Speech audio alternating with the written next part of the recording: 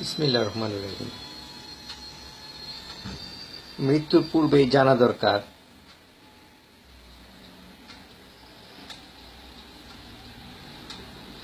মানুষের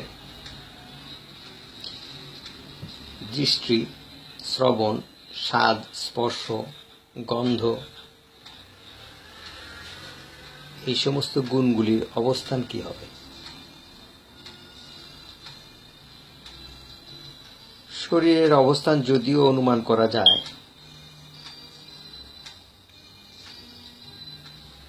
যা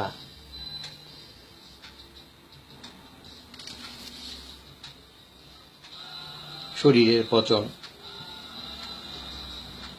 নাপাক, দুর্গন্ধ,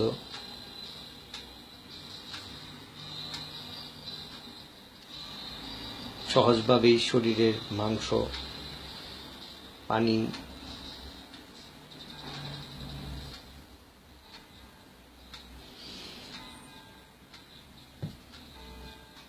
ছাড়াও পচনশীল সমস্ত জিনিস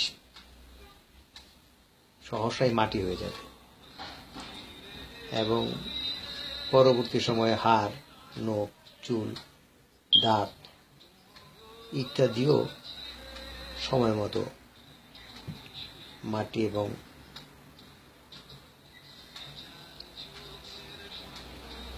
শিলা, বালি, মাটি, পানি এবং মাটিতে বিভিন্ন রকম খনিজ সমস্ত মিশ্রণে একটা রাসায়নিক পরিবর্তন হবেই।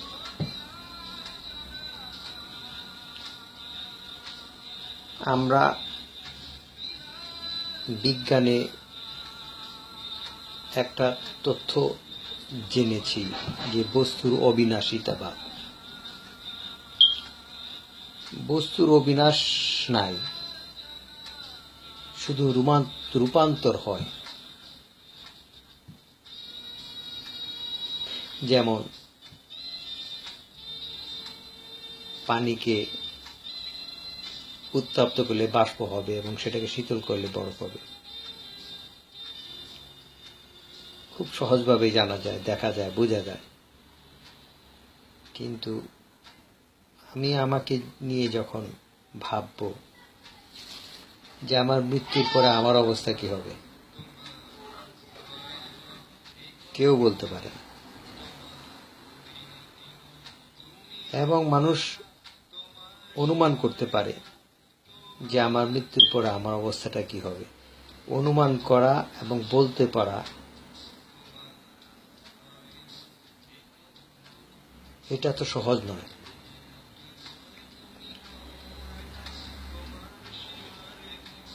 তবে আমি এই নিয়ে ভেবেছি অনেক। আমার মৃত্যুর পর আমার শরীর পচন হবে, সবকিছু ধূলিসাৎ হয়ে মাটি হয়ে যাবে, কিন্তু আমি আমার যে পরিচিতি সেটা ধ্বংস হবে না।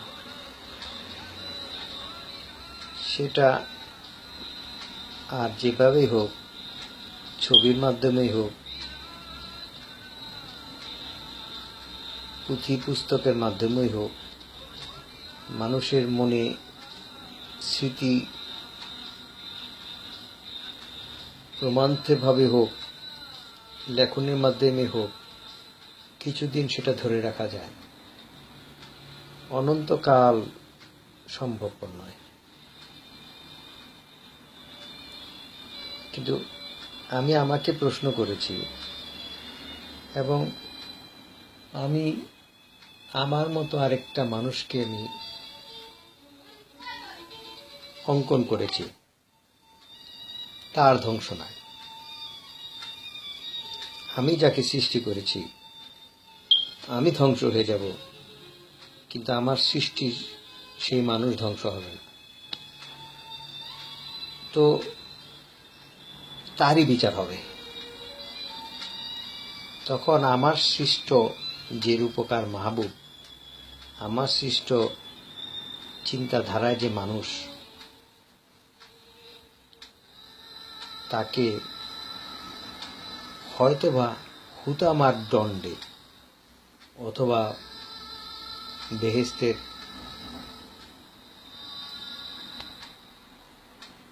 পরিবেশে রাখা হবে। দোজক বেহেশত এটা ভাবা চিন্তা করা বহুত কঠিন ব্যাপার। তবে বেহেশতে বলতে টোকিও শহর হবে না, বেহেশতে বলতে নিউ ইয়র্ক শহর হবে না, না হবে লন্ডন, না হবে ঢাকা। বেহেশত বলতে আল্লাহ পাকের সৃষ্ট বেহেশত, যেখানে বড়ইয়ের কথা বলা হয়েছে, যেখানে নদী, নালা, সমুদ্র, ফল, ফুল ইত্যাদির কথা বলা হয়েছে, প্রকৃতির কথা বলা হয়েছে।